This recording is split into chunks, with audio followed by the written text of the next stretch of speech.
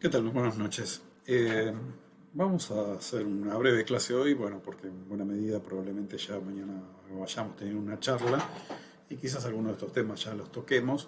Y porque ustedes tienen hoy dos excelentes apuntes, uno de Gené, de Marcela Gené, que se llama Un Mundo Feliz, sobre gráfica peronista del periodo clásico, y otro de Silvia Fernández, que hace un resumen de lo que es la gráfica argentina en el periodo 1984-2005. Nosotros vamos a cabalgar un poquito en el medio de esas dos situaciones para ver unas cuestiones que tienen que ver con el diseño, pero más que con el diseño, con la imagen y el imaginario que se construye en la Argentina a partir, primero del peronismo, pero por sobre todo de la gráfica política argentina, que es una gráfica fuertemente significativa. Eh, para eso vamos a empezar con un periodo que fue altamente significativo, que es el peronismo. El peronismo realmente es pródigo en imágenes y supo captar los medios de comunicación como ningún otro partido antes de ese momento. No solo tenía presencia en radio, va a construir lo que después va a ser la televisión también, eh, pero por sobre todo va a ser un sinfín de imágenes y afiches y gráficas que van a ser distribuidas. Cuando hablo de gráficas hablo en realidad en un término muy general, porque el peronismo se va a meter en los textos escolares, se va a meter en los monumentos, se va a meter en la fotografía, en los afiches, en todo el ámbito del espectro visible. Y esta va a ser una de sus grandes características. Hay muchos libros que reúnen la gráfica peronista del periodo clásico. Cuando hablamos del periodo clásico estamos hablando del primer y el segundo gobierno de Perón. Eh, en la Universidad de Lanús también hay unos interesantes libros que recopiló la doctora Jaramillo sobre los planes quinquenales, que son realmente muy lindos y muy interesantes para ver. Esperemos que en algún momento puedan acceder a ellos en biblioteca. Pero es bastante común encontrar libros sobre la gráfica peronista y son muy variados porque, como les digo, hubo mucho de eso.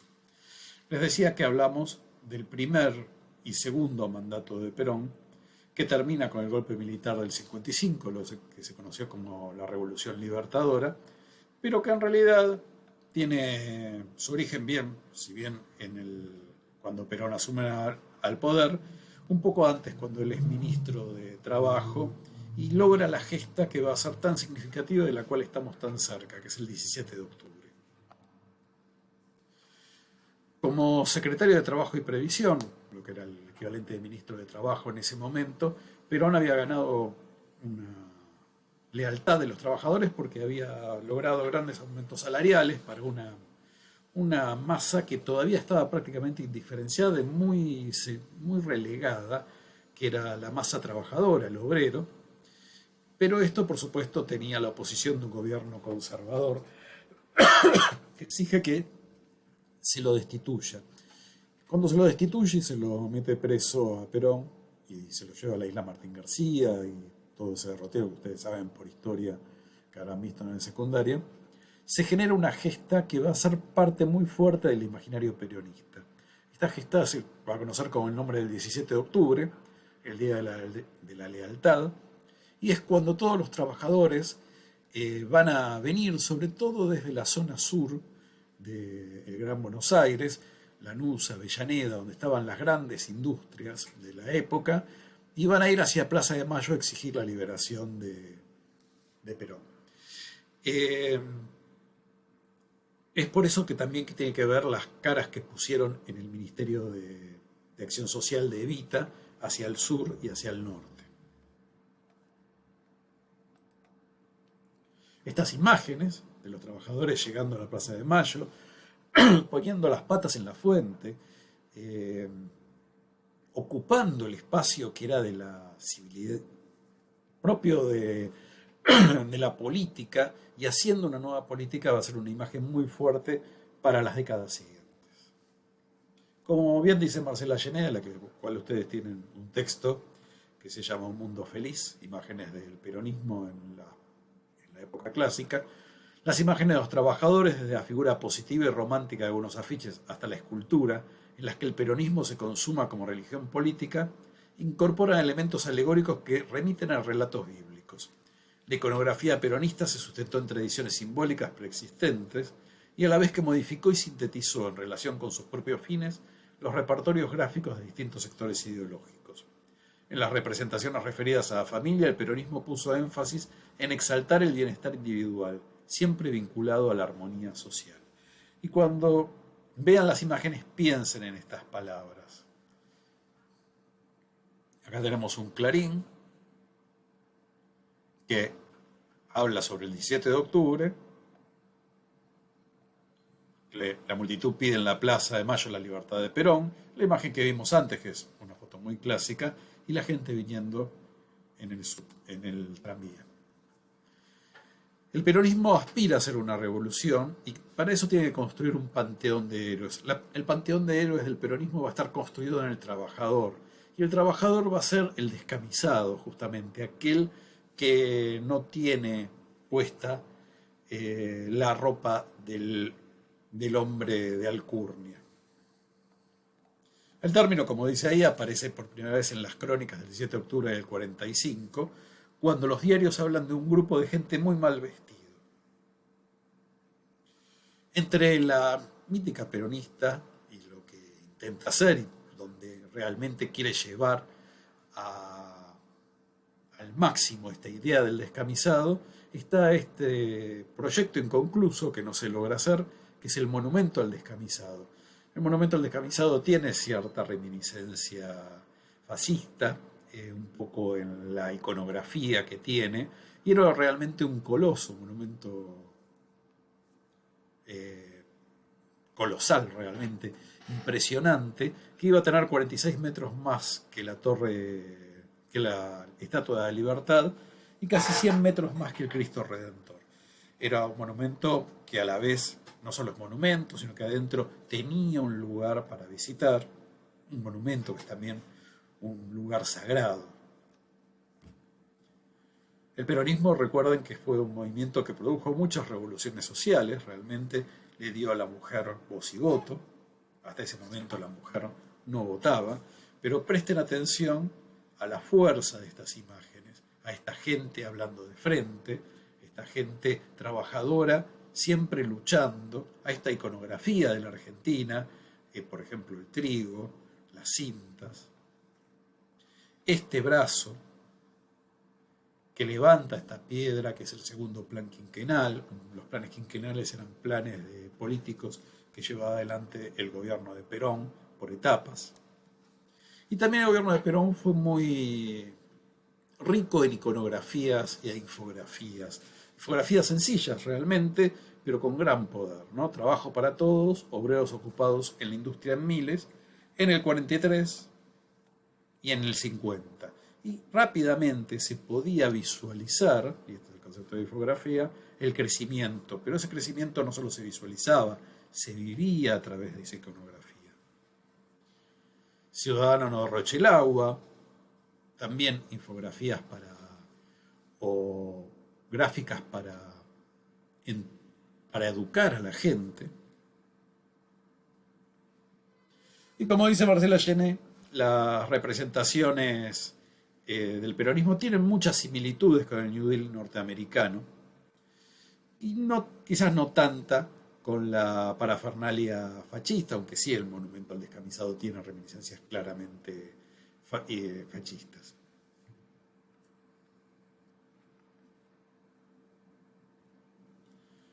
Hay también gráfica muy sencilla. El peronismo abarcó muchos estrados. Braden o Perón, Braden era el embajador de Estados Unidos y en realmente una reconversión muy inteligente, Perón en vez de poner a su adversario en esa votación, pone a Braden. O sea, era votar lo nacional y popular o entregarse al poder de Estados Unidos. Una rivalidad que durante muchos años hemos mantenido y mantenemos, sin lugar a dudas, que nace en este momento. El peronismo fue pródigo también en otras imágenes más familiares, enviar tarjetas de Navidad para fin de año, o, por ejemplo, en regalar, que llegaba por correo, un pan dulce y una sidra que le llegaba a todos los trabajadores. Por supuesto, había una intromisión en todos los campos del peronismo. La Casa de Dios, la Ciudad Infantil, obra de la Fundación Eva Perón. Flores y más flores, cuando Eva Perón visita la Ciudad Infantil, los niños le ofrecen las mejores flores. Es tan cariñosa, tan buena, la queríamos tanto. Fíjense cómo hay una relación entre Perón y Evita, entre los padres, ¿no? El Estado como protector, el Estado padre también. Perón ama a los niños, mi mamá, mi papá, Perón y Evita. Está todo puesto prácticamente a un mismo nivel. Y poner todo a un mismo nivel para la escritura, para los niños que empezaban a leer y a escribir, molestaba realmente mucho a muchos sectores. Como les decía, hay mucha gráfica peronista. Esto es del estudio Siski. Fíjense cómo recopilan todas las caras que aparecen en las distintas gráficas peronistas. Y fíjense el tipo de imagen que construyen, o el tipo de imagen que se construye con la iconografía de Eva Perón, que ya de por sí la iconografía de Eva Perón, la imagen de Eva Perón, daría para poder hacer una clase exclusivamente sobre ella. Creo que lo tenía que haber hecho hoy. La clase pasada, recuerden que les mostré El Baño, una obra de Roberto Plate que hizo que los integrantes del Ditela, acá saltamos al 68, los integrantes del Ditela rompan todas sus obras y las tiran al medio de la calle Florida cuando fue clausurada por el gobierno de Onganía. Los gobiernos militares tienen estas cuestiones, ¿no? De querer clausurar estas obras artísticas que consideran que no son artísticas, que consideran que son actos de denuncia y provocación política, lo cual es cierto en esta obra de Plate, es un acto de denuncia y de provocación política, justamente porque El Baño jugaba con esto de lo público y lo privado y poder expresar en forma privada lo que no se podía decir en forma pública. Ese gobierno que derroca al presidente Ilia, que es el que vemos acá, uno de los grandes presidentes constitucionales que tuvo Argentina, no censuró varias cuestiones, por ejemplo, el mandarín maravilloso de Bela Bartók, la consagración de la primavera de Stravinsky, que uno se puede preguntar qué es lo que puede censurar un gobierno militar de una obra que es solamente tocada en violín. Lo que se censuraba ahí era Stravinsky, ¿no? Por su origen. La Blow Hope de Michelangelo Antonioli, también una película que si uno la ve no encuentra la reminiscencia política por la cual el gobierno de Onganía habrá decidido clausurarla, pero más allá de todas estas clausuras, el gobierno de Onganía siempre expuso o dejó que se siga exponiendo en el máximo museo que tenemos en la Argentina de Bellas Artes, el Museo Nacional de Bellas Artes, esta obra de Juan Carlos Di Stéfano, mientras él era proscripto y estaba prófugo, estaba exiliado, mejor dicho, que representa a un hombre siendo torturado en un balde. ¿Qué era lo que estaba pasando en el gobierno? Muchas veces pasa lo que dice Charly García con las obras de arte, ¿no? Cuando Charly García escribió Los dinosaurios, dijo que en realidad los militares no entendieron que era una crítica al gobierno. Y cuando escribió Alicia en el País de las Maravillas, las metáforas eran tan cerradas que los comités de censura tampoco la entendieron. Probablemente con esta obra de Di Stéfano, una fuerte denuncia que permaneció siempre exhibida, haya pasado lo mismo. Y me parece importante hablar de censuras y denuncias porque dentro de la gráfica política no podemos olvidar la gráfica política que fue el Mundial 78.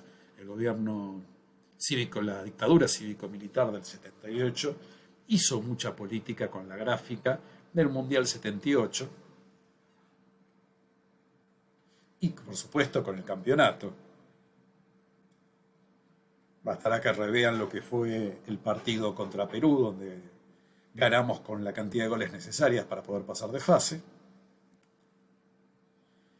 Y esa publicidad oficial que decía mostrando al mundo cómo somos los argentinos y que decía los argentinos somos derechos y humanos, había una calcomanía que se pegaba en los autos, algunos la pegaban porque querían y otros se las pegaban coercitivamente en los autos una calcomanía que decía los argentinos somos derechos humanos para que lo vieran los comités internacionales y los extranjeros, vio en el exterior una propaganda que hablaba en contra del Mundial, sobre todo en Francia, que hablaba de la dictadura militar y de la represión y los desaparecidos. Esta es una excelente obra de Allan Kardec, que criticó al Mundial en la Argentina, como modernamente se criticó también las Olimpiadas en China, por el mismo motivo. Por esa época todavía hablamos de 20.000 desaparecidos, después vamos a saber que son más. Por suerte, la dictadura termina con la vuelta de democracia. La vuelta de democracia y Alfonsín logra algo que fue inédito en la región y prácticamente en el mundo, que es que los jueces naturales juzguen los actos criminales que habían cometido el gobierno anterior. Eso realmente es algo que solamente la Argentina puede decir y muy pocos países pueden decir que hicieron algo similar. Estas son gráficas originales de la campaña de Alfonsín, una campaña sencilla, una campaña de vuelta a la democracia en 1984, donde empieza el artículo de Silvia Fernández, con un emblema muy sintético, esta también era calcomanía, que jugaba con República Argentina y Raúl Alfonsín,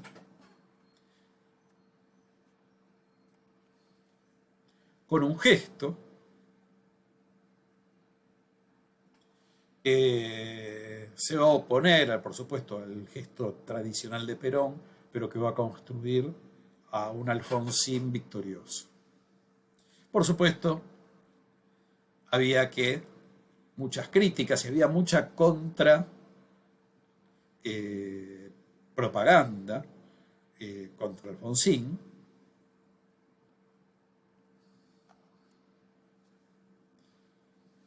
Pero el gobierno de Alfonsín vino a hacer un gobierno democrático y a ganar en las urnas frente a un peronismo que se mostraba como muy violento. Hay una famosa escena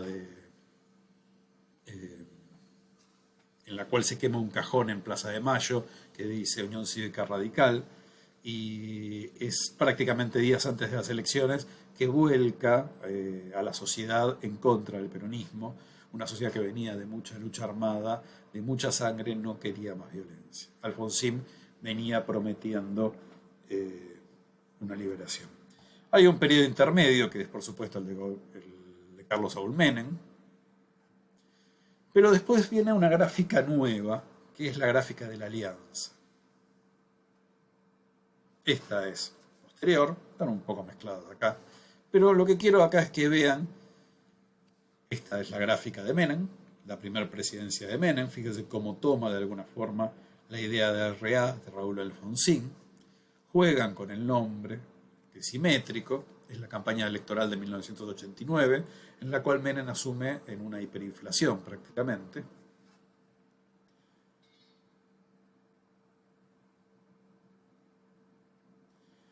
Pero fíjense que frente a estos afiches tradicionales, la Alianza vino a romper con un afiche mucho más jovial, donde se desestructuraba algo que es la típica pose de los afiches políticos, ¿no? Acá tenemos al hombre que nos mira de frente, nos interpela, nos muestra su cara, nos sonríe, pero son poses, y estas poses están muy analizadas por un texto de Barthes, que se llama Gráfica Política, o Fotogenia Electoral, que es del 50, y uno cuando lo lee se da cuenta que es más o menos igual. Barthes, por ejemplo, habla del típico afiche de la izquierda, con el hombre mirando hacia lo lejos, como aquel que mira más allá de los objetivos, y sobre esta gráfica no había muchos cambios, hasta que llega el Frepaso y logra imponer una imagen como esta, que descontractura la política, la hace mucho más familiar para la gente que estaba cansada de esas imágenes de políticos serios, mirándolos de frente, diciéndole que hay un montón de problemas, tomó esta imagen que hizo que la Alianza llegue al poder. A partir de ahí vamos a ver que las imágenes se popularizan de otra forma, fondos verdes, difumados, imágenes más tranquilas. La izquierda parece no aprender y siempre mantiene esta estética a la cual es muy fiel, excepto probablemente por Victoria Donda, que sí tuvo algunas gráficas muy interesantes para sus elecciones. Con este vamos a portarnos mal. Había hecho una ruptura dentro de la lógica política imperante. Ahora, no es nuevo esto, la idea de ella en primer plano, el Congreso por detrás. Les pido que analicen, por así decirlo semánticamente, que analicen los interpretantes que hay en esta obra, ¿no? Ella en un primer plano, con un cartel que dice lo que vamos a hacer, que es portarse mal, que es ir en contra de la política, pero como respaldo lo institucional, y como respaldo institucional la juventud, y no cualquier juventud, algunos por todos. Esta idea de algunos por todos es una idea que viene de la gráfica peronista también, la nación justa y libre y soberana, y acá tenemos una sinécdoque, algunos por todos. El empleado, el ama de casa, aquel que trabaja el campo, la mujer, la niña, tampoco es nueva. Esta idea de poner sinecdótica, insisto, una idea sinecdótica, de uno por todos, la sinécdoque es una figura que se construye tomando un elemento representativo por la totalidad. Esta la podemos ver también en este afiche de la guerra, un afiche ruso sobre la guerra. Y también podemos ver, en las gráficas de Cristina, cierta carga épica que se tomaba de las imágenes de la ninfa o de estas ninfas que se construían a partir de Eva Perón. Las campañas modernas tienden a ser mucho más amenas, ¿no? O sea, tienden a mostrar menos ideas políticas, a no proponer ideas políticas, y sí a traer experiencias, a vincularnos con una cierta empatía. Esta foto que había salido de la mano del Papa, el mate, la mano de Cristina, el negro, el blanco, la unión a través del elemento común a todos, o sea, estos elementos muy sintéticos, pero tan poderosos, construyen un imaginario de la política muy interesante moderno. El PRO supo explotar. La campaña del PRO era muy interesante, la primera campaña del PRO, la que lo llevó al gobierno, y también la intermedia. Construyó estas imágenes. Estaba muy pensado la fotografía en relación con el dispositivo. Esta foto, puesta acá, al nivel peatonal, nos ponía a nosotros en el centro de la mirada. Cuando nos parábamos en el centro de esa fotografía, nosotros éramos a quien nos miraban, y todos nos miraban sonriendo, todos nos rodeaban. Por supuesto, había uno por todos, ¿no? Uno que representante de todos, el primer plano de los políticos, los claros. O esta, con las miradas más allá. Nosotros estamos protagonizando la selfie, nosotros somos parte de esa imagen. O estas de tono mucho más intimistas, muy parecidas a las del Frepaso que les había mostrado, que ya tienen más de 20 años. No quiero cerrar este capítulo sobre gráfica política argentina sin tener presente que hay dos elementos que aportaron muy fuertemente a la gráfica política argentina. Uno es la revista Barcelona, que es la versión vernácula de Charlie Hebdo, una revista también satírica francesa, supongo que todos ustedes la conocen, que solamente puede existir en la Argentina porque tenemos una larga tradición de gráfica política humorística en la Argentina, que arranca con El Mosquito, sigue con Caras y Careta, con Nippur en algún aspecto, con Tía Vicenta, por supuesto con humor, y termina en Barcelona hoy en día. Y esto no es usual en otros lados del mundo. No es fácil ver revistas con estos títulos exhibidas en otros lados del mundo porque no lo tolera la sociedad, porque no tiene esa larga tradición de gráfica política humorística que la Argentina tiene, más de 150 años. Una revista que entiende muy bien el dispositivo, sabe muy bien lo que tiene que... los colores, como los usa, el papel sucio, la gráfica sucia, todo eso es intencional.